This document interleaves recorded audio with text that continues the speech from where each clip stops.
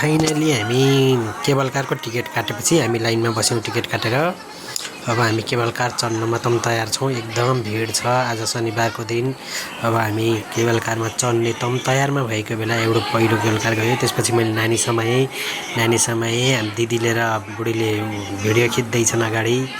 मैले सानी नानी समाएँ डराउँछे भनेर केबल कारमा र हामी केबल कारभित्र चढ्न लाग्यो है। एकदम लामो रहेछ चन्द्रगिरीको केबल कार। हजुर पनि चन्द्रगिरी केबल कारमा जान सक्नुहुन्छ।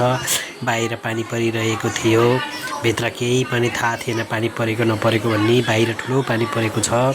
यो केबल कार एकदम लामो छ। हजुर पनि आउनुहोला, घुम्नुहोला। हेर्नुहोस् यो जङ्गल छ। यो जङ्गल के को हो भन्ने कुरो मैले बुट्टाहरू पत्ता लगाउन सकिनँ। हाम्रो पहाडतिर त साल सल्लो सिसौहरू यस्तो यस्तो हुन्छ।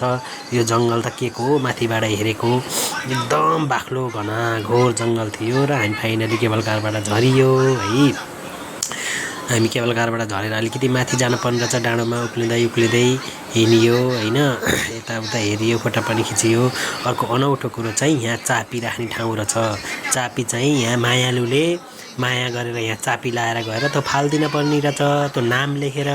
अनि पछि मायालु गएर पत्ता लगाउनु पर्ने रहेछ त्यहाँ चापी। धेरै रमाइलो ठाउँ रहेछ यो ठाउँ है। अनि त्यहाँबाट यहाँ साइकलिङ नि रहेछ, यस्तो रहेछ है। हामी त खेल्न पाइएन है। अनि